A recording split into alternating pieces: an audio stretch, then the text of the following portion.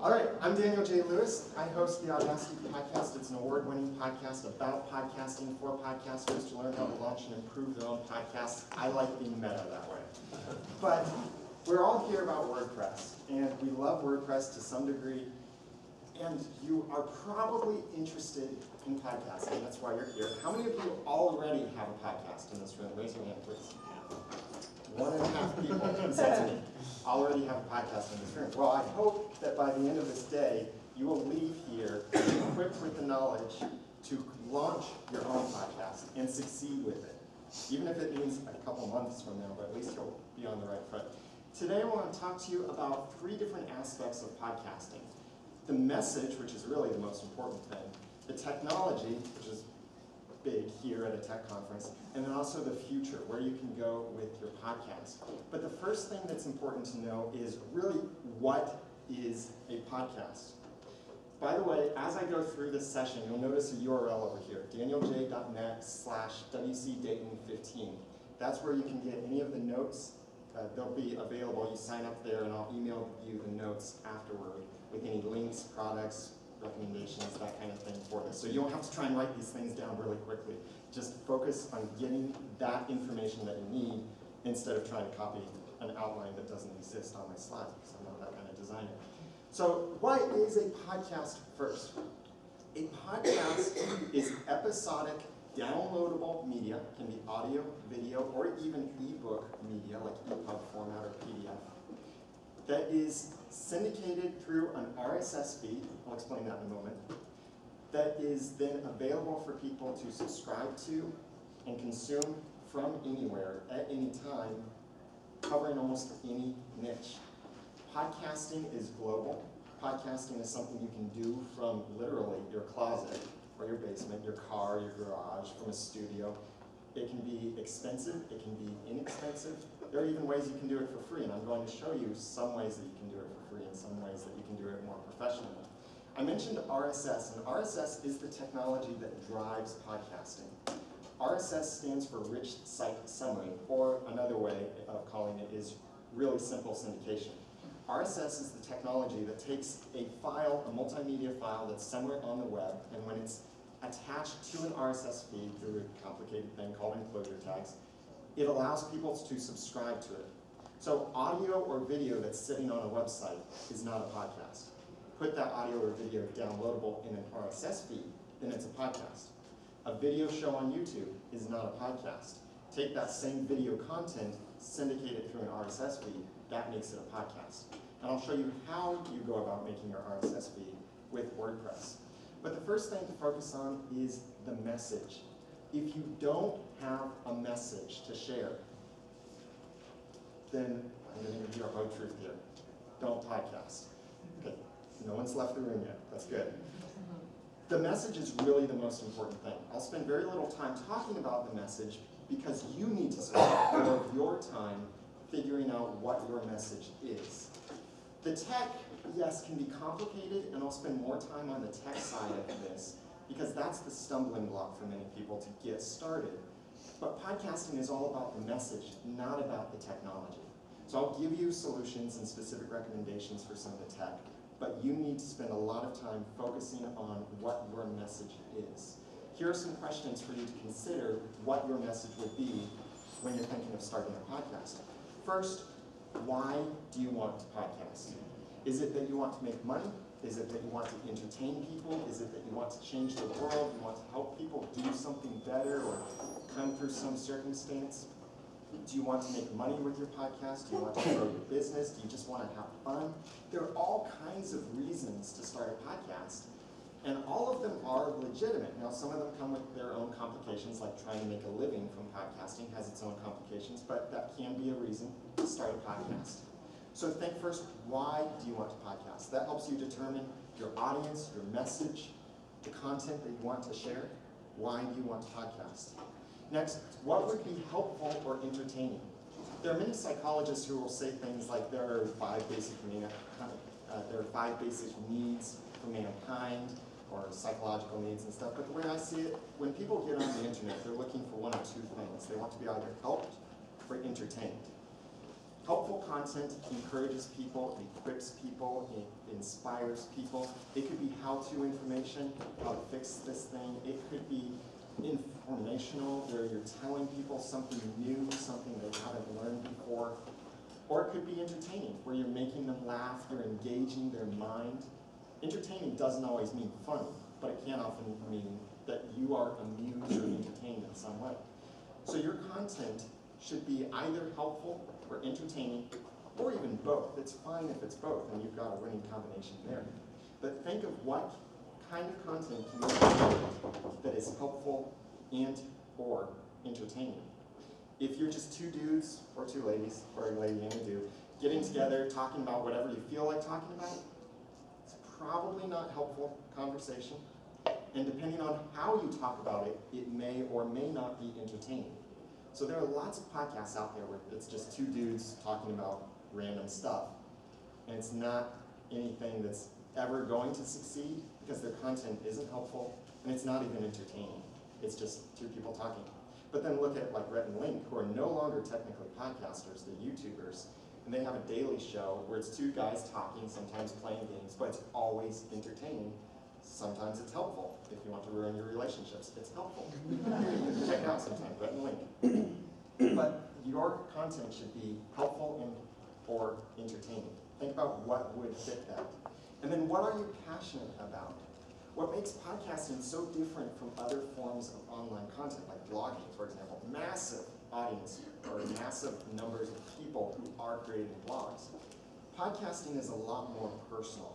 You're speaking with your voice. Even if you're doing a video podcast, people are hearing your message through your voice, so they can hear how passionate you are.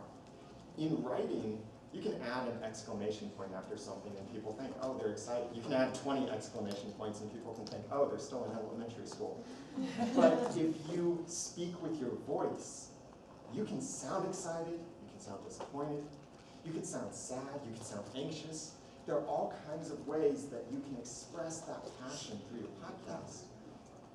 And pick something you're passionate about, because otherwise it will show. How many of you in here actually want to talk about your day job? A few. Awesome. You guys are you're probably self-employed, I would guess. Most of you. Yeah, that's fine. Most of us, we're not passionate about our day job, but we think, oh, I know this, so maybe that's what I should podcast about. No, first pick your passion. There are many great examples of successful people podcasting their passions, not their skills.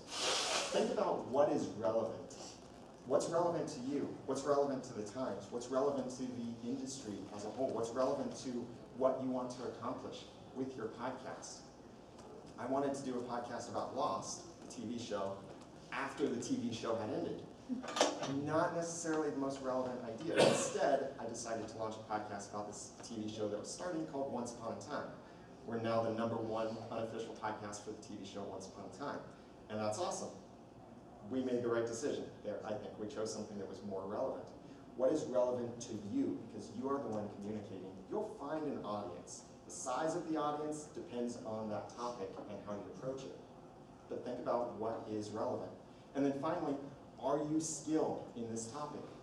Don't think, though, that if you're not skilled, that means you can't do a podcast about this. There are many different styles of podcasts, like the style where you are sharing your expertise. That's where you do need to be skilled. If you're claiming to be an expert and claiming to teach people how to do this thing, you better be skilled in it. But there are the other kinds of podcasts, like journey podcasts, where you are learning alone with the audience. Maybe you're interviewing the experts, and you seek to learn from those experts along with your audience. And even when you do that, what's crazy with podcasting is even when you do that, because you're the facilitator of the conversation, and you are asking the questions and building an audience, people will start to see you as the expert in that field, even though you're the one that's learning along with the audience.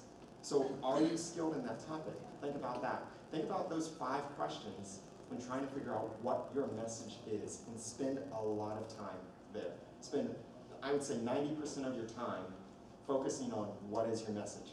Episode after episode, and before you launch your podcast, what is that message? Now, though, let's talk about the tech. Because this is where a lot of people do get hung up trying to pick the right microphone, the right software, the right equipment, how much do I spend, how much do I try to save. I'm going to make this easy for you. There are lots of options out there. I have over 200 hours of content teaching people about podcasting, and I talk about a lot of these options and which one's best and different things to consider. But what's important for you is to make the tech support the message. Don't try to get the best broadcast microphone. Get what works for you to share your message. Don't try and get the biggest, most expensive, fanciest mixer. Get what supports the message. The message, your content, is the most important thing. So the tech supports that. So I'll recommend just 2 basic paths for creating your podcast with some of these tech solutions. One is the as cheap as possible. Some of the options are free, some of them are very inexpensive. And then the other is what I recommend if you really want to go for high quality and professionalism and you need more extensibility and flexibility with your equipment. But all of these things I'm going to show you can work for you to make a successful, professional sounding podcast. What matters most in differentiating the amateurs from the professionals is you, your content, your presentation. The tech just supports that. So these things I recommend to you will get you to that 80% quality level. Some of the more expensive things, 90% or 100%. Get what works for you, and I'll recommend those things for you. The first thing for you to consider in choosing your technology is, are you going to do an audio podcast or a video podcast? They each have their pros and cons. Like audio is extremely consumable. People can listen to an audio podcast from anywhere while they're doing anything, while they're driving, while they're working, while they're in the yard. Audio podcasts are also a little bit more intimate because people will take your voice listening to you directly in their ear, often through earbuds. Many times, places where they don't welcome anyone else to talk with them. Like in the bathroom, people will be listening to podcasts while they're on the toilet. I do it. You know, you've probably done it too, to be honest, or will do it at some point. People will listen to podcasts while they're mowing the yard, and you don't usually see someone walking behind someone who's mowing, trying to have a conversation with them. If you see that, you're probably thinking, there's a problem there. Podcasts are more accessible this way. They're also smaller audio files. If you're doing audio podcasts, they're easier for people to download on mobile. They can consume them while they're driving. So podcasts in audio form are very easy, cheap, and engaging. Video, though, is a bit more shareable. Because how many times do you see people share an audio file on the internet? Not very often, not successfully. But you see a video, and many people click that. Like Facebook, with video, is killing it. People are watching lots of videos on Facebook and on YouTube, of course. Huge video platforms are very shareable. Video can often be more engaging because instead of my having to describe something to you, I just show it to you. Instead of my having to tell you a URL, I can just display it on the screen and just say, or not even say anything, but you just see the URL on the screen. So it can be more engaging to do video. What works best for you and your content? If you need to show something, do video. If you're just sharing something, talking about something, do audio. But it's really up to you to decide. So for the equipment, on the cheap side of audio, you really just need a microphone and headphones, assuming you already have a computer. For a microphone on the cheap side, these are a few models I recommend. The exact models and links will be in the notes I'll send to you later. For headphones, something as simple as Apple EarPods or some kind of pair of headphones or earphones that you have that don't leak a lot of sound, because you don't want sound going back into the microphone. The reason it's important to have headphones is, especially if you're playing any kind of sounds into your recording or interviewing someone over Skype, you don't want that sound coming through your speakers. It needs to go directly into your ear and not back into your microphone. For the premium level of audio podcasting, get a microphone for every podcast host you have. So you might need multiple microphones. Then you might need a mixer. What do you need a mixer for? To mix things. So if you have more than one microphone, you probably need a mixer. If you want to do live sound effects or live streaming, you probably need a mixer. Headphones, again, a pair of headphones for everyone that's on your podcast, and also an audio recorder that's separate from your computer. That way it's much more reliable and a bit more flexible. So some specific models I recommend here. Heil PR40, highly esteemed in podcasting. I think it's oversaturated, honestly, in the market. I use one. I want to switch it out for the Electro Voice RE320. These are about $300. The cheaper microphones I showed you before were about $60 to $70, whichever one is cheapest of those three. For mixers, here are a few mixer models from Behringer and Mackie. On the upper end, and these are maybe $200 to $300, these are high quality mixers. You can plug in multiple things into them. If you want then a pair of headphones that's really good for hearing all the detail in your sound, Sony MDR 7506 really represents the sound well, but the AKG K240 headphones are really comfortable. Prices vary. I'd say try either and pick whichever one you like between these two if you want. For an audio recorder, I recommend the Zoom H5 or the Zoom H6. These are really capable devices that you can plug your mixer into to handle your audio recording. It simplifies a lot of things when you do it that way. And many times you don't even have to depend on your computer. Then you can just have your notes on a piece of paper and not have any background noise whatsoever. And go in your closet, literally, and record that way. And you have a nice, very clean recording, or you could do it somewhere in a room. You can also take these recorders with you to a conference and use them to record interviews on the floor. You can plug microphones directly into these recorders. So they're really flexible. Prices are $300 to $400 for these kinds of things. You can get smaller recorders for different uses elsewhere, and I'll show some of those in a little bit. If you want to do a video podcast on the cheap side, then these are the most important things in the order of their importance. If you're doing video, the number one most important thing is your audio quality. Yeah, even though you're video. If people can't hear you, they can't hear what you're trying to communicate. So your microphone is the most important thing. Your lighting is the next most important thing. Because even a bad webcam will look great if you have good lighting. So have some good lighting there. Then your camera is important. Then your audio recorder, depending on what kind of video that you're recording. For a lavalier microphone, on the cheap side of doing video, look at the JK Mic J044, which is about $35. I'm actually wearing two of them right now. And the Rode SmartLav Plus plugs directly into a smartphone, so that can be your recorder, and you can record video or audio that way. The advantage with microphones like these is they're inexpensive and they get the microphone close to your mouth instead of being farther away. Like if I was trying to podcast right now, that camera is picking up horrible audio right now. Sorry, camera. You have my sympathy. But these microphones are picking up much better audio than that camera is because I'm so far away from that camera's microphone. So you could record your audio separately with lav mic, and then you look good in video. You don't have this big microphone in front of your face, and your audio will sound really good. For your lighting, if you're on the cheap side, record on a good day. Be a fair weather podcaster and just get near a window. Not direct sunlight, but sunlight that's bouncing off the carpet or off the walls that's lighting you really well. Get near that window and it will look great. You could even use something like a shower curtain to hang in front of the window or a white bed sheet to hang in front of the window to diffuse that light a little bit, and it will look great. Stand near that so people see your face nicely lit or whatever you're working with for your video. Sunlight, cheapest thing out there. It's just scheduling around it, especially in the Cincinnati area. It's a pain sometimes. Then for your camera, look at something as simple as a webcam, like the Logitech C920, great HD webcam. It's an external webcam. Or if you have a newer computer that has built-in webcam that's high definition, that can work great too. Remember, your lighting is more important than your camera. So as long as you're lit well, you're making the camera work less. Or if you have a newer smartphone, the cameras on those things are amazing. So you could use that as your video camera for your podcast. For audio recording, if you're using a lavalier microphone, you can plug into a small recorder that's about the size of your hand or a couple fingers called the Zoom H1. It's about $100. Or if you have a smartphone, get one of those microphones that plugs directly into a smartphone, and you use that for your audio recording. And then you synchronize it with your video in your post-processing.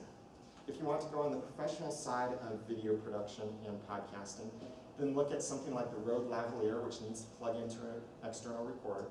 The new Rode Link wireless system, which I think becomes available for purchase on Tuesday.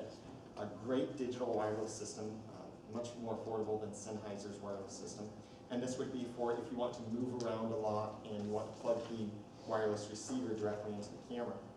A shotgun microphone is the kind of microphone or a boom microphone that stands outside of the frame. So if it's really important for you to not have the microphone visible, then a shotgun microphone might be good for you, because sometimes a lav mic is difficult to hide, or you don't get very good sound quality, or if you feel like podcasting naked, you can't clip a microphone to you very well, so get a shotgun mic for that. And then if you want to interview people somewhere like at a conference, then you need a good handheld microphone. That would be a Sennheiser BD46. That works really well for hand holding, blocks outside noise really well. Just remember to point it at the person when you're talking with them. For your lighting, you don't have to pay a lot for lighting. These two lighting kits are really cheap, both in design and cost. They're under $200, but they put out either 3,800 watts of traditional light or 4,500 watts. These are 3 light kits. The 3,800 watt has a hair light, so it can go overhead and 2 soft boxes. The 4,500 watt kit is 3 soft boxes, so it's kind of what do you want. But 3-point lighting is the professional way to do it, and that way you don't have to wait until there's good weather. I was having to do that for a while. I would open my windows, balance out lights in my house, and record only on good weather days when the neighbors weren't obnoxiously mowing their yard right next to my recording studio. But now that I have a lighting kit, I can record whenever I want. So it gives you a lot more flexibility. Under $200 for either of these kits. Actually closer to $150 for either of them. For your video camera, if you want to do really high-end video, look at something like a Canon DSLR. The T4i or newer, or the 70D or newer. The Canon DSLRs are really good at high-quality video. You see a lot of people using them for making videos. If you want to go 4K, or maybe take a more modern approach to some of your video production, you could look at some of the Sony A7 series cameras, like the A7S is 4K video. Whew. I still don't have an HD TV, so I can't even watch HD. 4K, that's only $2,500. Only $2,500, but $2,500 for 4K is amazing, really, and it does amazing quality. Or you can get a little camcorder, like a Canon Vixia, or we're recording right here with a Panasonic camcorder. If it does HD, it probably works pretty well. And these can be in different price ranges, from a couple $100 to a few $1,000. For your audio recording for video, Zoom H5, Zoom H6, those can work really well with Tascam DR60D Mark II. Again, I've got all of these links and model numbers. If you opt in or if you visit that link, you'll be able to get the notes for all of these things. Now, talk about editing. A lot of people are afraid of editing, and a lot of people obsess over editing. The most important thing for you to remember with editing your podcast is edit to enhance the message, not to perfect the message. Perfecting the message is removing every single breath, awkward pause, trying to make everything perfect. You will go insane doing that. I did that for my first 2 years of podcasting. In 2 years, my first podcast was a clean comedy podcast where I would tell funny stories. And in those first 2 years, I was trying to be perfect. And in 2 years, I released 9 episodes. And I realized at one point, this is pathetic. How can I call myself a podcaster if I'm only putting out 9 episodes in 2 years? So I stopped trying to be perfect. I started just editing out major problems. The best editing you can do is to yourself. Become a better communicator. Try to overcome saying and work on your timing, work on your communication, and you know what? It helps you in other areas of life too than just your podcast. So work on your communication, and then you won't have to edit much. Edit out only those distractions. If something horrible happens during the recording, or you forgot something, or something that distracts from the message. Like if you're doing an interview with someone and you ask someone a question, and they say, literally what you do is, no, actually no, the answer is no. Edit that out, because that makes them look bad, because you look bad a little bit too. So edit to enhance, not to perfect. Editing is actually simple when you think of it like this. You've all worked with word processors and email programs. editing works the same way. You're selecting stuff, cutting, copying, pasting, moving things around, deleting things, just like you do when writing text. It's just in editing, you're looking at either a waveform for audio, or you're looking at little frames for video. You just find those spots that you need to remove, edit them out. And again, don't edit for perfection. That will kill your enthusiasm for sharing a message. Just edit out those blatant mistakes to still be authentic then. And it doesn't have to be complicated. Generally, for podcast production, for audio, it takes about 4 minutes of preparation and production to every 1 minute of content. For video, it's going to take about 8 minutes of preparation and production for every 1 minute of content that you have. So if you want to do an hour-long video, you're going to need 9 hours of time total. 8 hours of preparation and production afterward, and then that 1 hour of recording. So that's one reason why it's great to keep short videos. With your audio, 4 to 1, and it really depends on your approach to it. Sometimes those 4 minutes could be from your life that you just experienced with this, so it's easier for you to share based on an outline that you might prepare. For audio editing software, in order of free to expensive, or most accessible to most professional, Audacity works on Linux, Windows, OS X. It's completely free. It's a little bit complicated at times, but just remember you're working with words, like a word processor. Select, copy, cut, paste, move things around. Aphonic is an online tool that lets you upload your audio to them, edit your audio on the website, and then you download your MP3 from it. There is a free plan that lets you edit 2 hours of content per month, and there are premium plans that let you edit more than that and give you extra features. Adobe Audition is my top recommendation for audio editing, Windows or OS X.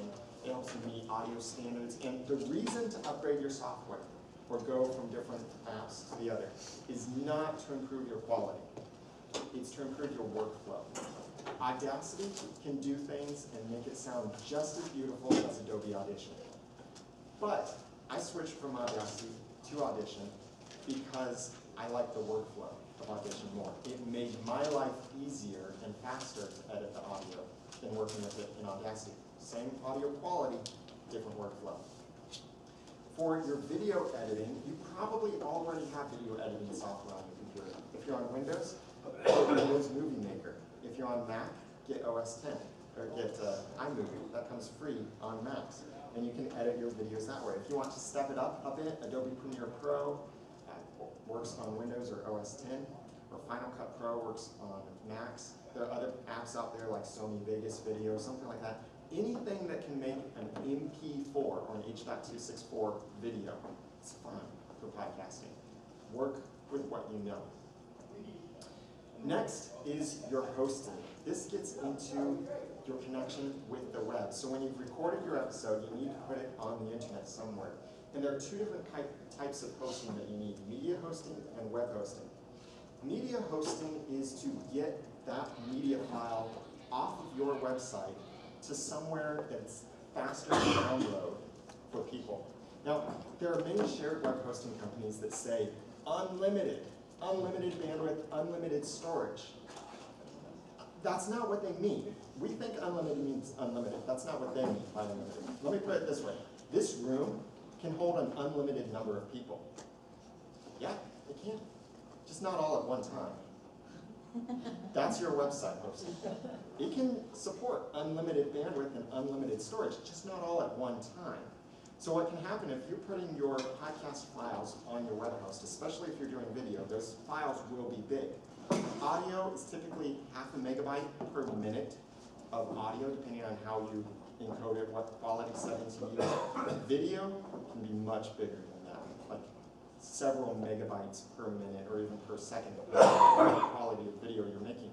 So you can very quickly have very large files, and if just 100 people are requesting that one file at the same time, which can very easily happen in podcasting, where people's apps automatically download the episode as soon as it's available, your web host won't like that. And they may tell you. Now, you can sometimes fly under the radar, and there's no consistency here. Some podcasters have had huge success getting thousands of downloads per episode in short amounts of time on shared web hosting. I've done that before. Other podcasters have gotten 100 downloads per episode, and their shared web hosting company, the same company as I use, their shared web hosting company said, yeah, we need you to move these big files off our server. So I don't recommend that you try to fly under the radar. It is possible, but I just don't recommend it. But besides that, if you put your media file somewhere else, it keeps your website flowing fast. It makes those media files potentially download faster. And there are certain technical requirements that I won't get into that media files have to meet on a certain server in order for iTunes and other podcast apps to work with them. So if you need to do this for free, archive.org. It's not my recommendation for professional level, but you can do it. It's a bit slow, it's a bit cumbersome, it doesn't really provide good stats to you for a podcast, but it can work and it's free. On the premium side of things, I recommend Blueberry. That's without the E's, blueberry.com. It's a media hosting and stats providing company, and they make a plugin for WordPress that I'll show you in a little bit.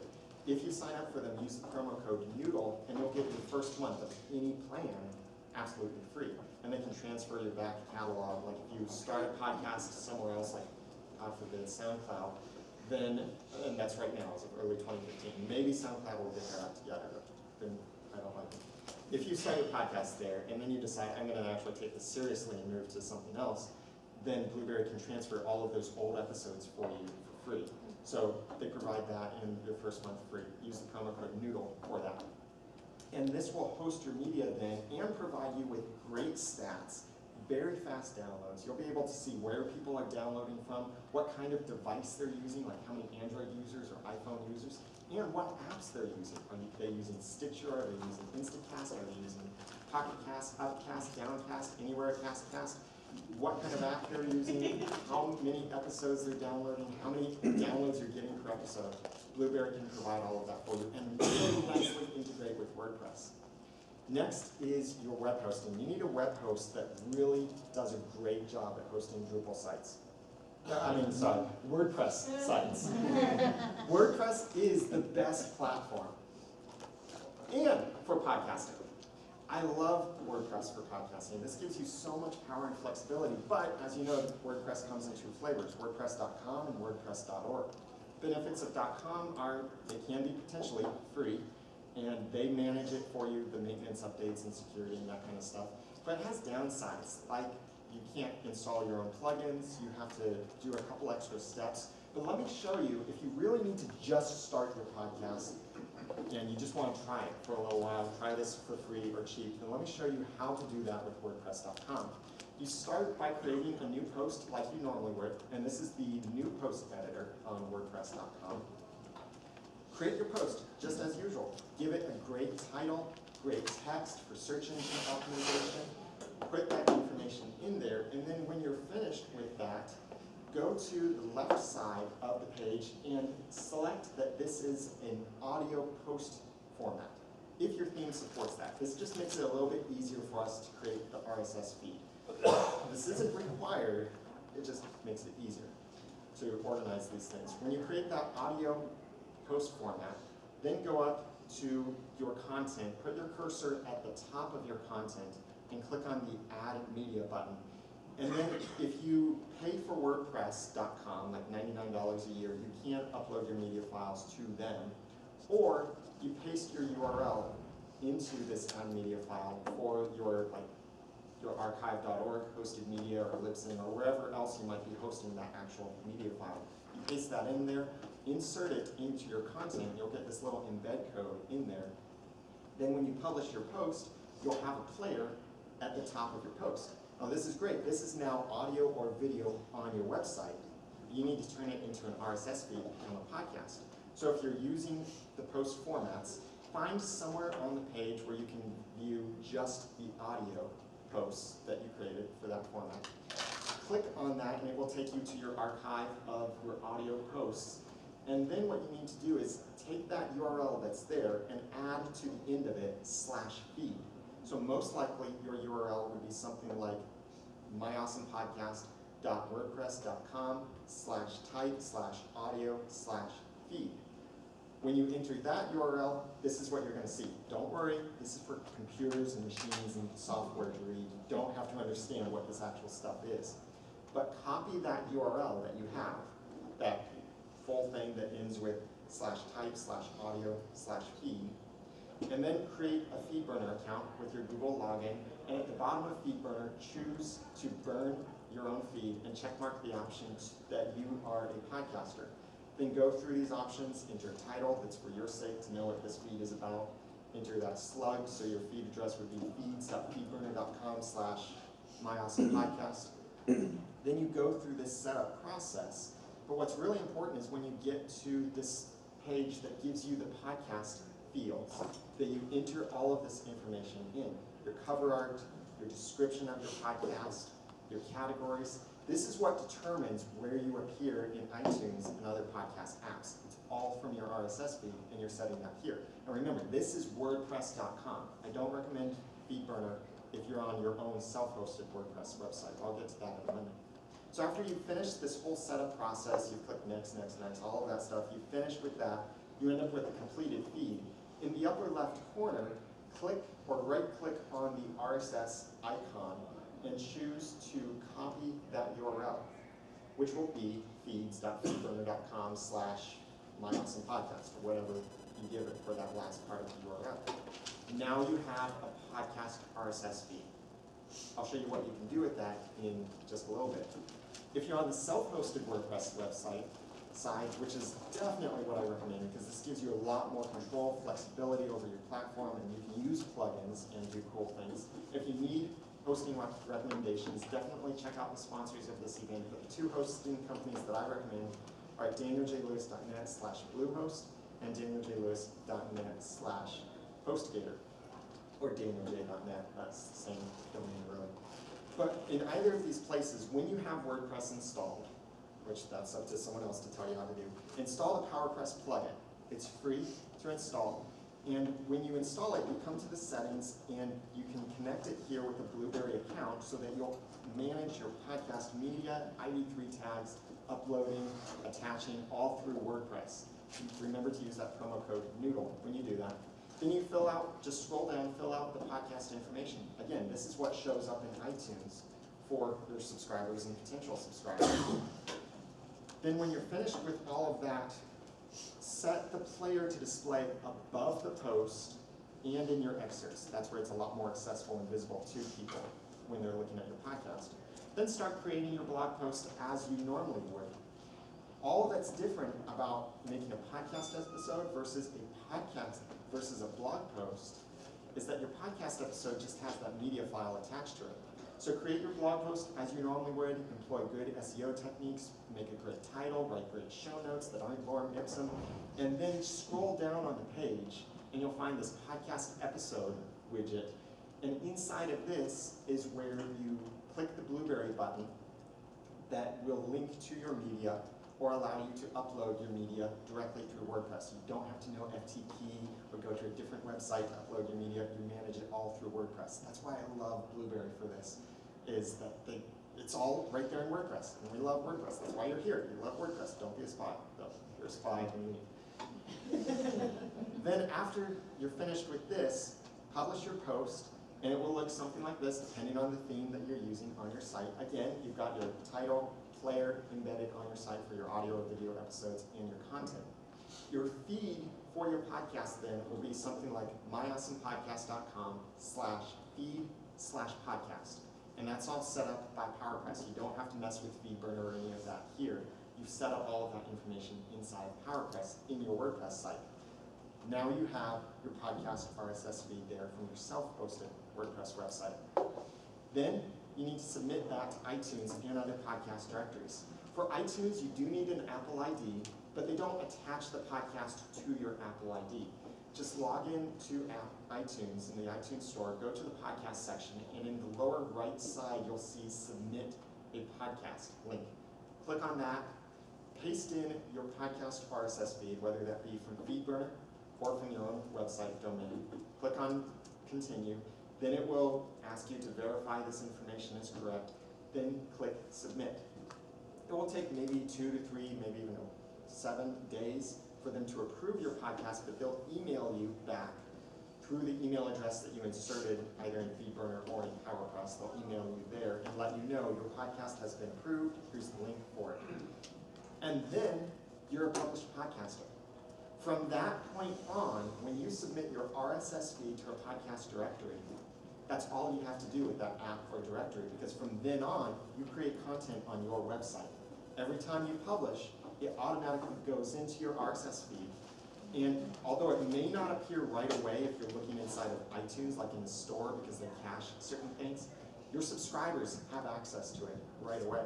So if I was subscribed to your podcast and you released an episode right now, and I launched my podcast app, it would check for the latest episodes and download it automatically. All you have to do is click publish. And that's the thing for you to remember. I love how Corey Miller said this last year at WordCamp Dayton. He said, keep clicking publish. This is the most important thing for you. Once you launch your podcast, keep clicking publish. Many podcasters don't make it past episode 1. If they make it past episode 1, many podcasters don't make it past episode 7. Keep clicking publish. I recommend make a consistent schedule, publish weekly. Don't put daily unless you're insane, like some of the insane people are out there and they're making insane money because of certain choices, not because they're daily. But pick something that works for you. Weekly is easiest for podcasters and for podcast consumers.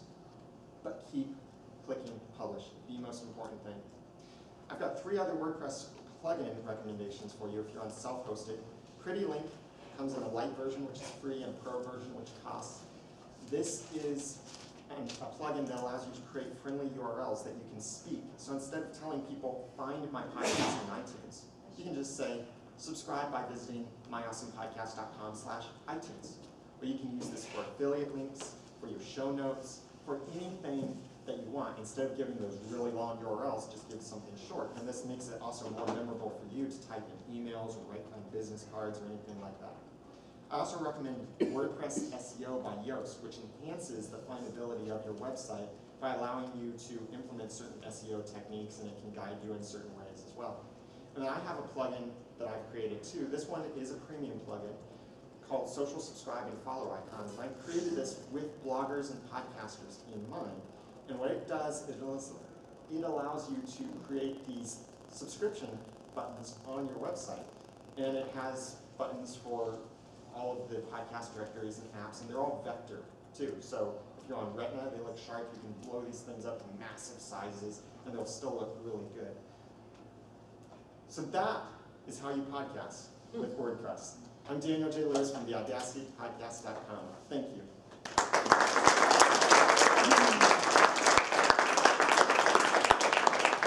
We have 2 minutes for questions. And I'll be around in the hallways too for if you have other questions. But question, yeah, John. Do you not recommend FeedBurner for self-hosted WordPress because who knows where FeedBurner is going? Or you like Blueberry so much? Or Yeah, FeedBurner, if you're on self-hosted, FeedBurner is no longer necessary at all. It used to be necessary because it added the podcast information to your feed, but it's not necessary anymore.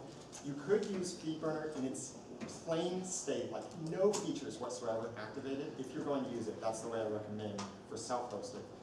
And that just gives you some extra flexibility if you need to move your website around, but you really don't need it anymore, and I'd recommend staying away from it for self-hosted. Other questions? Yes? What if you can't get accepted into iTunes for whatever reason? What would your other avenue be for distribution, just to get seen by other like podcast applications? The only reason you won't get accepted into iTunes is if you either have something technically wrong with your podcast or with your feed, or if you're breaking a rule. And the basic rules that they require are don't use any copyrights, especially in your, or trademarks, in your cover art, like you can't use a sports team or someone else's logo, something like that. No profanity whatsoever in any of the written text of your podcast. If your podcast is explicit, it must contain the explicit tag with it. So in your podcast, you can use profanity as much as you want, but it must not be in any written content associated with your podcast, and no excessively sexual things, no pornographic imagery or overly sexual imagery. Those are the breaking rules kind of things. But as long as your feed is technically working, which using these 2 options I showed you will give you that, and you're not breaking those rules, then they'll let you into iTunes. And if they don't, you can ask them to explain why, and they'll give you some guidance, or you can hire me to fix it for you. Yes? I came in late, so maybe you already talked about this. Do you do any classes? Are you from the Dayton area? I'm from Cincinnati, currently, Oh, that's even better. technically northern Kentucky. Okay. Currently, that is. I am Okay. moving though later this year. Are you? Yes. So you're not doing classes? Okay. I don't do in-person classes often, but I do online stuff, like online one-on-one or group consulting. Yes, So someone with a YouTube channel is not technically a podcaster? right, That's a good mistake. right. But well, podcast is also a label for how you're distributing the content. So you can take that exact same video and just publish it in an RSS feed, and then you're a podcaster. But on YouTube, YouTube is not a podcast platform, but you can use the same content. That's all we've got time for right now, but I will be in the hallways if you have other questions.